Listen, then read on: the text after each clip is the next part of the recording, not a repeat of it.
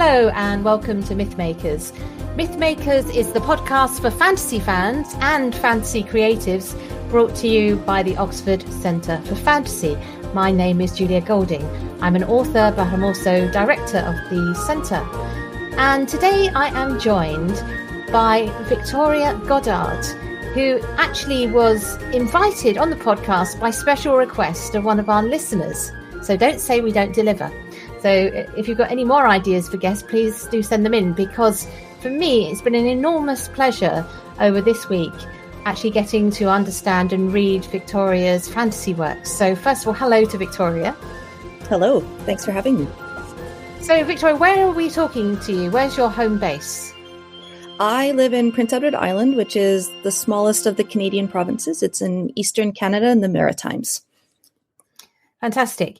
So should we have a little overview of the kind of things you write, so people understand where you sit in the fantasy pantheon, as it were? What kind of series do you write, and how would you describe them? Well, I tend to tell people I write in the general kind of mythopoeic tradition from the Inklings onwards. So this was a nice fit with your podcast. I'm kind of one of those English-derived medievalists by background. My family's British, and first my dad was an immigrant, actually, and always been very, very fond of them. I like writing kind of a vast, sprawling, interconnected narrative universe, exploring different elements of it.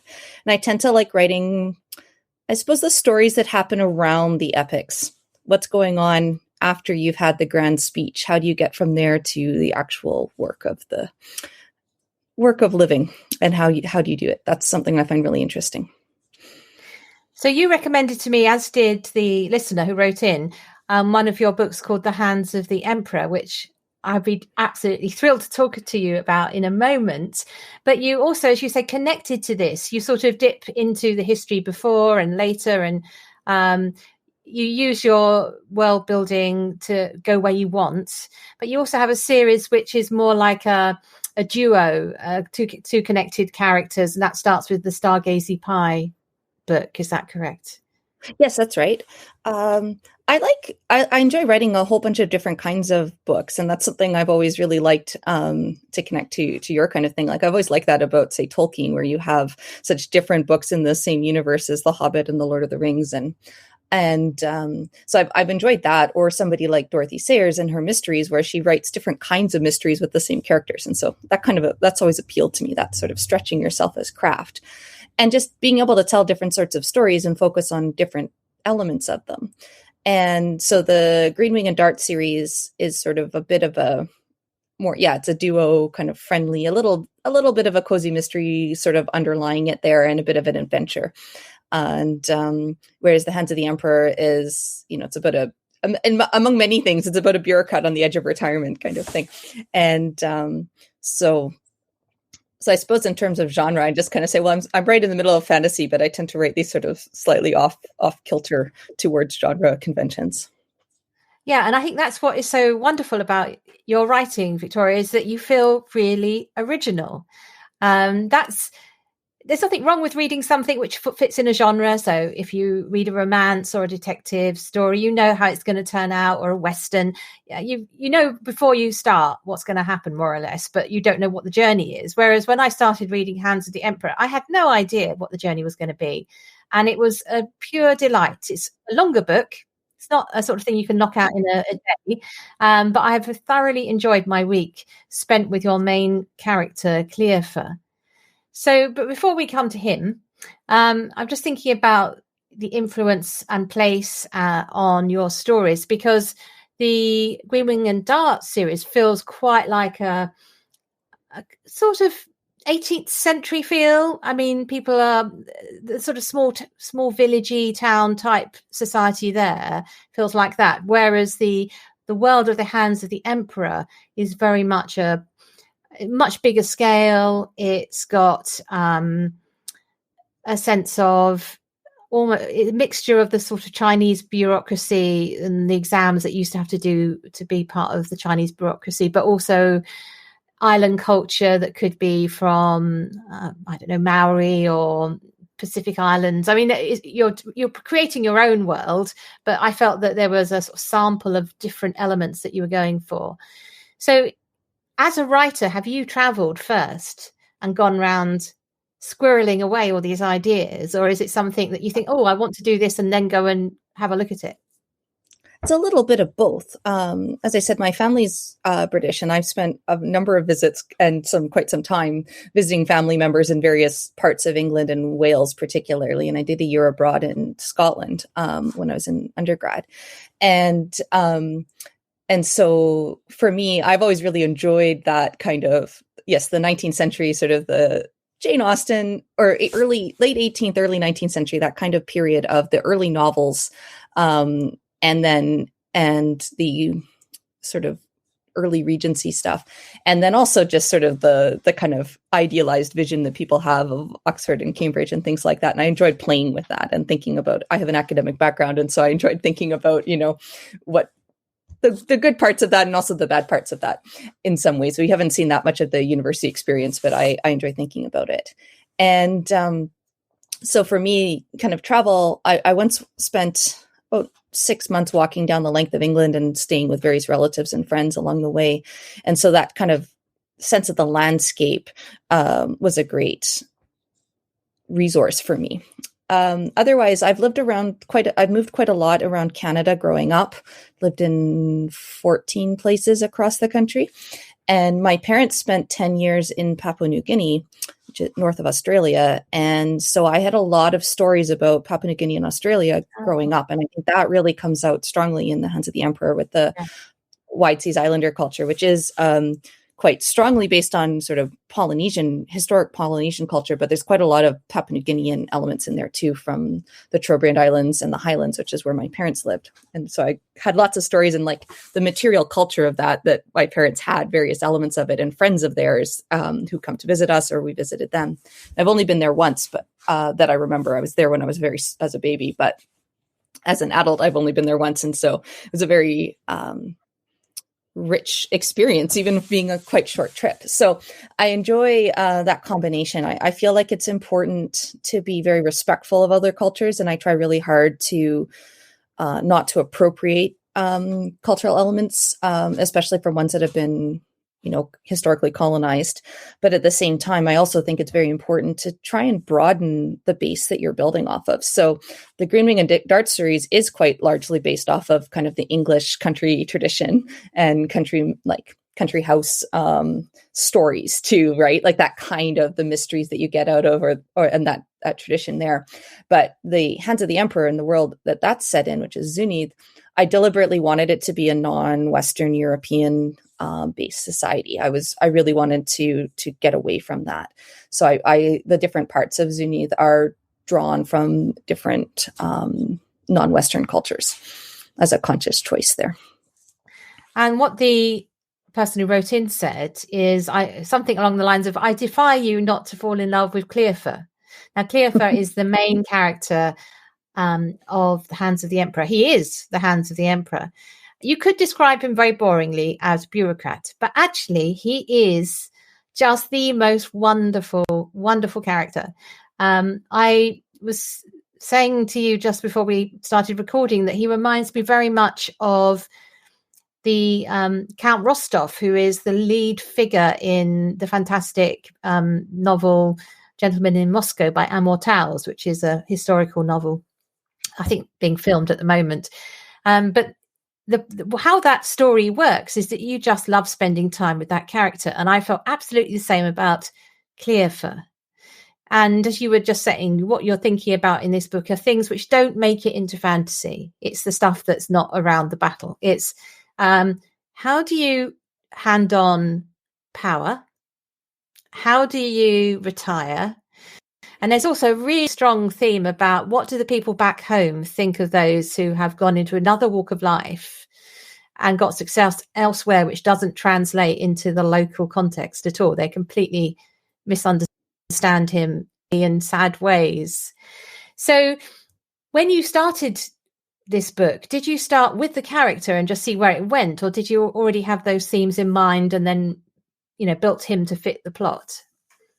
No, it was a very character-driven, different book. So my kind of general project, as I said, I write these sort of, it's a sprawling, interconnected stories in my narrative universe here, and there's sort of two parallel core to that project. One of them, there's this empire called the Empire of Astandalaz, which has this catastrophic, cataclysmic, magical collapse that happens. And so it's sort of, one of my projects is the lead up to that collapse, and then what happens afterwards. I'm not really a dystopian kind of writer. I'm really much more interested in how do you rebuild, what happens afterwards. But that kind of shadow that falls across the entire cultures and individuals is something that I find very interesting to think about. And I think this connects back to something like Tolkien and the shadow of World War I that's always behind all those authors of the first half of the 20th century. And I've always found that interwar period quite interesting for that, with people not always talking directly about it, but it's always there. And so in my novels, that kind of the fall of Astandalaz is that culture-wide devastation that people don't always talk about, but is always there. So that's one part of the project. And then the second part of the project is this figure of one character, and who is called Fitzroy Ingersoll, and he's a main character in various books and referred to in other ones. He's this poet. And so as part of that, one thing I was interested in with the fall of Astandalaz and the effects of it was the character of the last emperor of Astandalaz, who survives this destruction and ends up having to kind of rebuild on a personal level.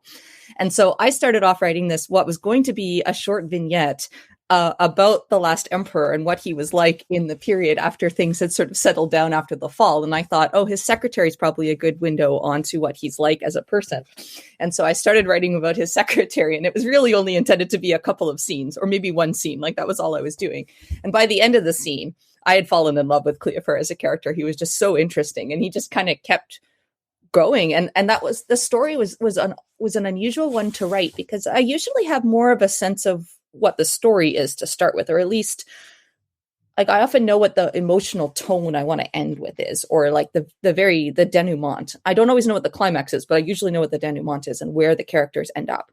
And so for that one, I had no sense of what the arc was at first. I just kind of kept being drawn to writing scenes, and I just kept imagining them, like I'd be driving, or I'd be, taking the dogs for a walk or something, and the scene would come into mind, and I just have to go write it. And so for, I don't know, a year and a half, maybe 2 years, I just kind of kept going back to it and picking away at it. And I was enjoying writing it so much. Like, I just loved spending time with Cleophar. And eventually I was like, okay, you know what? I'm not getting any other books done. I'm just going to focus on this one and see where it takes me. And eventually at that point, I realized that the reason I had so much trouble seeing what the arc was because it was an incredibly long book. And so I'd written, 80,000 words, which is normally coming towards the end of a novel that I usually write. But that's really, not even a third of the way through this one. So the kind of character arc was just really getting going. And so, yeah, I just loved writing it. So the character really drove that story. I had a sense of what was going on with the emperor, and I knew at some point he was going to be leaving. There's some elements there, but Cleophar as a character just sort of shouldered his way into being sort of one of my favorites and a really important person in my stories. I think it's a very good illustration of how it is that characters are the things that draw us to books, because the slice of one person's life through these momentous events is a really fascinating one to take, because he passes through the fall and the rebuilding. He's had his own personal journey, but which lots of people, you could have written the book about his journey home. He has his time in his life where he wants to go and find out what's happened to his family, but nobody's interested. So he only gets to tell it right later on in life. And that itself is a really fascinating sort of, it's dodging the most obvious, like, it's not a quest in that standard sense. It's not a there and back again, except I suppose it is, but not in the sort of Tolkien-esque setting out to find a dragon way. And what I thought was fabulous about it was the way that you're really expanding a sort of, this is what fantasy can do. And finding a really original area to explore, the stuff between main events. Well, main events are happening, but the focus is on the experience of a man passing through those. So can't recommend it enough, listeners. Go and you need a while.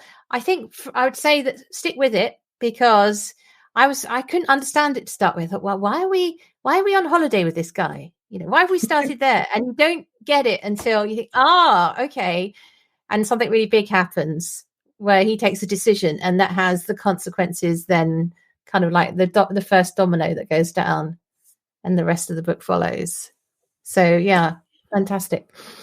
Well, thank you. I think for me with that book, one of the things I find that I just find endlessly fascinating too and for me, I feel like that question of you have a family that you love, but you have a desire to go traveling or to go and do other things, and they may or may not understand that is a very true one. We're not all orphans, with fates and whatnot. Like, you can just want to have those adventures. And that's something I explore in different parts of my stories, those kind of complicated families that are there. Because I feel like, I don't know, the people who love their families, and you can still have a complicated relationship no matter even if you love them and are loved by them very well. But it doesn't stop you from having those desires, but it makes them much more complicated. And I find that, so that's a thread through that story too. And kind of found families as well, and how that interacts with your biological family, friendship. Those are themes that I find really important too.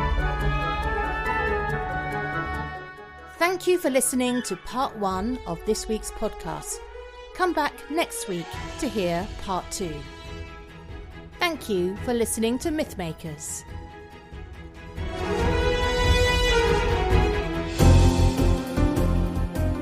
Thanks for listening to Mythmakers Podcast, brought to you by the Oxford Centre for Fantasy. Visit oxfordcenterforfantasy.org to join in the fun. Find out about our online courses, in-person stays in Oxford, plus visit our shop for great gifts. Tell a friend and subscribe wherever you find your favourite podcasts worldwide.